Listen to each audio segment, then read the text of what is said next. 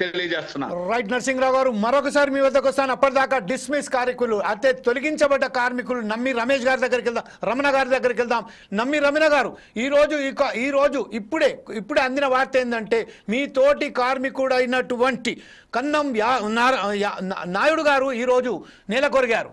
అయితే ఈ విషయం పట్ల మీరు ఎలా భావిస్తున్నారు? రేపు రాబోయే కాలంలో ఇప్పుడు నరసింహరావు గారు చెప్పినప్పటికీ అన్ని కార్మికుల అందరితో కలిపి ఈరోజు ఒక కార్యాచరణ ఏర్పాటు చేసి ముందుకెట్టగలుగుతున్నాం చెప్తున్నారు. కానీ ప్రభుత్వం మాత్రం అంచెలంచెలుగా ఉద్యోగస్తులను తొలగిస్తూనే ఉంది.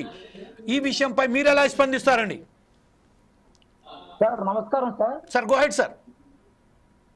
సార్ ఫోరెస్ట్ కి మా కాంట్రాక్ట్ కార్మికుల కోసం మీరు ప్రత్యేకంగా ఈ రోజు లైవ్ లో చూపించినందుకు మా కాంట్రాక్ట్ కార్మిక సంఘం తరఫు నుంచి సిఐటికి అభినందనలు తెలియజేస్తాం సార్. సార్ ఈ రోజు కాంట్రాక్ట్ కార్మికులు స్టీల్ ప్లాంట్ లో 26,000 ఎకరాలు భూమి ఇచ్చి ఈ స్టీల్ ప్లాంట్ ఇక్కడికి వస్తే మేము మా కుటుంబాలు మేమందరూ కూడా బాగుపడతాం అనేసి ఆ రోజు భూములు త్యాగం చేశామండి. కానీ ఇక్కడ అన్ని రాజకీయ పార్టీలు మారాయి, కానీ అక్కడ నిర్వచన బతుకులు మాత్రం మారలేదు. కానీ ఇక్కడికైనా 16,500 మంది ఆర్కార్డులు గుర్తించిన అప్పుడు ప్రభుత్వం ఈ రోజు 8,000 మందికి ఉద్యోగాలు ఇచ్చారు. వాళ్ళ పిల్లలు వాళ్ళు పెద్ద పెద్ద ఆస్తులతోనే పెద్ద పెద్ద బంగ్లాలు కట్టుకొని వెనకేసుకున్నారు. కానీ ఈ రోజు మిగతా 8,000 మందికి ఉద్యోగాలు లేక స్టీల్ ప్లాంట్ లో ఈ కార్మిక సంఘాల సపోర్ట్ తో ప్రధానంగా సిఐటియు సపోర్ట్ తో ఈరోజు కాంట్రాక్ట్ మార్కెట్ కార్మికుల విధానంతోనే 30 సంవత్సరాల నుంచి ఉపాధి అనేది మేము కొనసాగుతున్నాం. ఇప్పుడు ప్రభుత్వాలు ఈ 10th వరకు వచ్చిన తర్వాత మేము వస్తే ఎవరికి ఎటువంటి ఇబ్బందులు ఉండదు, స్టీల్ ప్లాంట్ మాయించేస్తాం, స్టీల్ ప్లాంట్ కాపాడుతాం అని చెప్పి ఈ రోజు కొండనాలు కుమ్మికి ఉన్ననాలు కూడినట్టుగా ఈరోజు కాంట్రాక్ట్ కార్మికులని 5,600 మందిని రాత్రి నోటీస్ లేకుండా తీసేశారు. ప్రధానంగా ఎందుకు తీశారంటే ఈ స్టీల్ ప్లాంట్ కాపాడాలి, ఈ స్టీల్ ప్లాంట్ ప్రభుత్వ సంస్థలో ఉండాలంటే మరి కాంట్రాక్ట్ లేబర్ పక్కన పెడితే ప్రభుత్వ సంస్థలు ఎలా కొనసాగుతుంది? కాంట్రాక్ట్ లేబర్ ఉపాధి భద్రత అయితే స్టీల్ ప్లాంట్ ఎలాగా ముందుకు నడుస్తుందని అడిగితే ఇది కేంద్ర రాష్ట్ర ప్రభుత్వం ప్యాకేజ్ ఒప్పందం 11,444 కోట్లు ఇచ్చాం, అందుకే కార్మికులు తీయాలి, ఎంప్లాయీలు తీయాలంటే మరి స్టీల్ ప్లాంట్ ఎవరికి అప్పు చెప్పినట్టు ఎవరికి ఇచ్చినట్టు అనేది మాకు అర్థం కావట్లేదు. ఇప్పటికే స్టీల్ ప్లాంట్ లో కాంట్రాక్ట్ కార్మికులుగా తీసిన దాంట్లో 3 చనిపోయారు, ఒక లేడీస్ 2 జెంట్స్. ఈ రోజుకి వాళ్ళ ఇంటికి వెళ్తే మొత్తం కుటుంబం అందరూ చూస్తుంటే ఆ ఊరోళ్ళందరూ కలిసి బాధపడతారు. బాబు మొన్నటిదాకా ధైర్యంగా మాతో తిరిగోడు, ఈ రోజు పనికి పోయిందని మాకు 4 ఇల్లు తిరిగి చెప్పి ఈ రోజు అతను మానసికంగా బాధపడుతూ ఈ రోజు చచ్చిపోవలసిన బాధ్యత వచ్చింది. ఇదంతా స్టీల్ ప్లాంట్ కి ప్రభుత్వాన్ని మూలకం అనేసి అక్కడ ఉన్న కుటుంబాలు అందరూ కలిసి బాధపడుతున్నారు. మేము ఒకటే అడుగుతున్నాం, మేము స్టీల్ ప్లాంట్ లో పనిచేసాలంటే కాంట్రాక్ట్ లేబర్ తొలగించాలంటే ఒక క్లాజ్ ఉంటుంది, ఒక ఏదైతే లీగల్ గా ఉందో లీగల్ గా ప్రాసెస్ గా ప్రవహించాలి. కానీ ఎటువంటిది నోటీసులు ఇవ్వకుండా కార్మికుడికి చెప్పకుండా రాత్రి తొలగించేస్తారు. ఒక కాంట్రాక్ట్ దగ్గర చేసిన కార్మికుడికి ఒక కాంట్రాక్ట్ తెలియకుండా తీసేయడం అనేది పచ్చి దుర్మార్గం అనేది మీ కేంద్ర రాష్ట్ర ప్రభుత్వాన్ని మేము హెచ్చరిస్తున్నాం.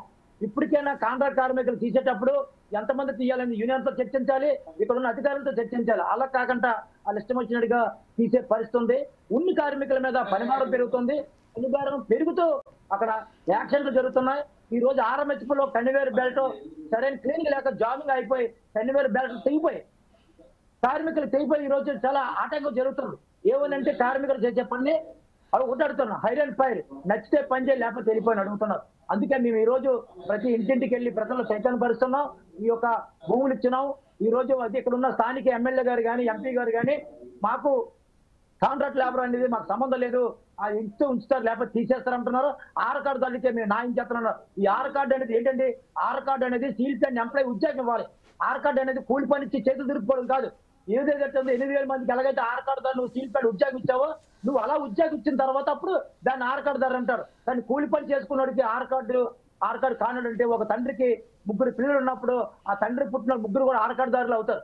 అక్కడ ఎవరికైతే ఆర్ కార్డు ఆడికే న్యాయం చేస్తారు.